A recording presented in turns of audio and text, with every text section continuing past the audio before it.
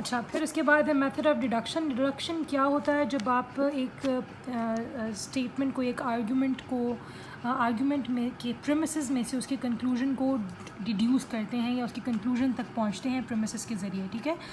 तो इसमें आप क्या करेंगे कि इसमें आपसे फॉर्मल प्रूफ्स ऑफ वैलिडिटी मांगा हुआ है। तो वैलिड कौन से वाले स्टेटमेंट्स जो हैं आपके पास, या कौन से वाले आर्ग्यूमेंट्स जो आपके पास वैलिड होते हैं, उसके लिए कुछ उन्होंने ख़ास फॉर्म्स जो हैं वो की हुई हैं, बताई हुई हैं कि ये फॉर्म्स जो हैं the elementary valid argument forms, ये वो फॉर्म्स हैं, कुछ चंद तकरीबन 9 फॉर्म्स हैं जो कि हमेशा अगर इस फॉर्म में हुआ आपका स्टेटमेंट तो वो हमेशा वैलिड होगा।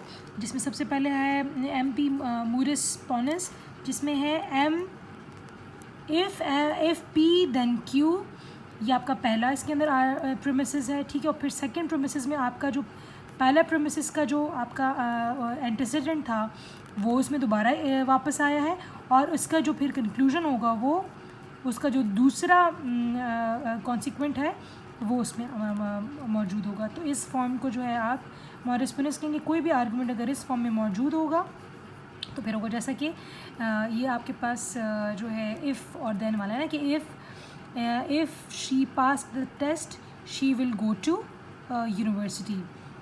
अब ठीक है, she passed the test so she goes to university, समझ आ गई। तो ये फॉर्मल आपका एक वैलिड फॉर्म हो गया आर्गूमेंट का। इसी तरह फिर आपके पास मोरिस टॉलेंस है एम.टी. इसमें क्या है कि if she pass the test she goes to university, ठीक है। But because she does not go to university, ठीक है, ये इसका उल्टा हो गया। That means that she has not pass the test. देखें ये टेस्ट है, ये यूनिवर्सिटी है। If she passes the test she goes to university. She, और यहाँ लिखा हुआ she does not go to university, that is which means she has not passed the test. सही हो गया।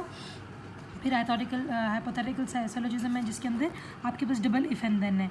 If she passes the test she goes to university. If she goes to university she studies जो है for example BBA। फिर अब क्या लिखा हुआ है, इफ़ ये और if then, that is why if she goes to university she studies BBA, ठीक है, समझ आ गई।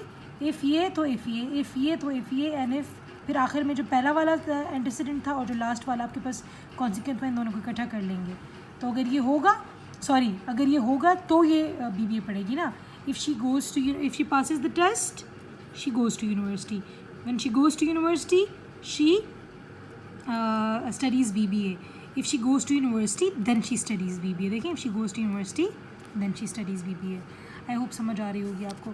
फिर डिसजंक्टिव सिलोजिज्म में DSS में क्या है, ये है और है, ठीक है, या ये if the hat is red और द हैट इज़ वाइट, ठीक है। द हैट इज़ रेड और द हैट इज़ वाइट।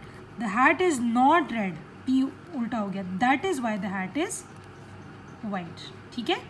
ये इसी का जो आप निगेट कर देते हैं उसका जो उल्टा जो होता है वो इसके लिए ट्रू हो जाता है, ठीक हो गया। अच्छा, rule number 5 is called the constructive dilemma. CD it is symbolized at this, ठीक है। इसमें क्या है, if this then this and if this then this, ठीक है। अब इसका मुझे कोई माइंड में नहीं आ रहा कि मैं इसके लिए क्या बोलूँ, लेकिन हम इसको पढ़ लेते हैं, ठीक है, देख लेते हैं हम इसमें अगर हमें कुछ मिल जाए।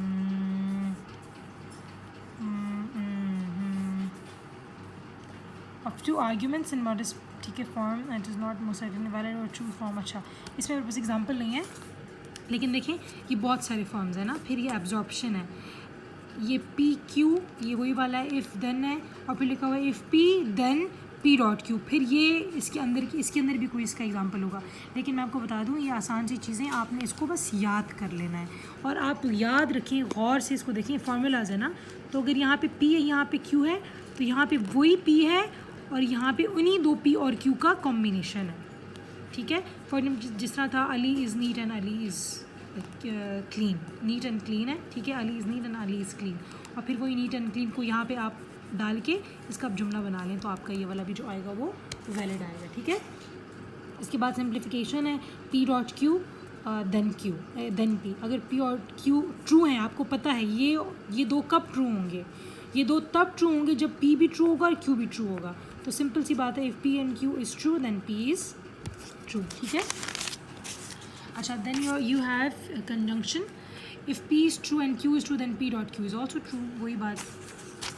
अच्छा, एडिशन, एडिशन में है if P then either P or Q. अच्छा, अब इसका जो है and disjunction must be true if either of its disjunction is true, वही बात है, ठीक है, कि कोई भी जो डिसजंक्शन है जिसको ये है, ये डिसजंक्शन इज़ ट्रू, इसको हम ट्रू ही कहते हैं, चाहे इसका ये वाला डिसजंक्ट ट्रू हो, चाहे ये वाला डिसजंक्ट ट्रू हो, इनमें से कोई भी एक ट्रू होगा तो ये दूसरा भी ट्रू होगा, क्योंकि ये ट्रू है, ठीक है, तो ये भी ट्रू है, क्योंकि डिसजंक्ट होने की हैसियत से चाहे इसका कोई भी एक ट्रू हो तो ये फुल ट्रू होगा, क्योंकि पी ट्रू है और P is a disjunct of this disjunction, ठीक है, ये इस डिसजंक्शन का एक डिसजंक्ट है पी, तो पी ट्रू है तो फिर ये पूरी डिसजंक्शन भी ट्रू होगी और ये एक वैलिड फॉर्म है, ठीक है।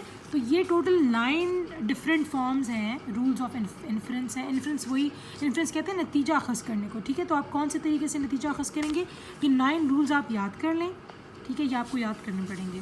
वैसे अगर आप देखें तो कॉन्सेप्चुअली भी इतने कोई मुश्किल बातें नहीं हैं, आपको याद करने पड़ेंगे। कोई भी आपके सामने स्टेटमेंट आर्ग्यूमेंट आएगा तो आप हर आर्ग्यूमेंट के हर स्टेटमेंट को इस तरह के पी क्यू इस तरह के सिंबल से लिख लें, ठीक है, और फिर आप देखिए कि कौन सी फॉर्म बनती है। तो अगर इनमें से कोई एक फॉर्म बनती है जो आपको याद होंगी तो आपको पता चल जाएगा कि ये जो है it is a valid argument, ठीक है। फिर देखिए इन्होंने ये डिफरेंट आपको एक्सरसाइज में इसी तरह बहुत सारे दिए हुए हैं। देखिए DE इन्होंने यूज़ किया हुआ है।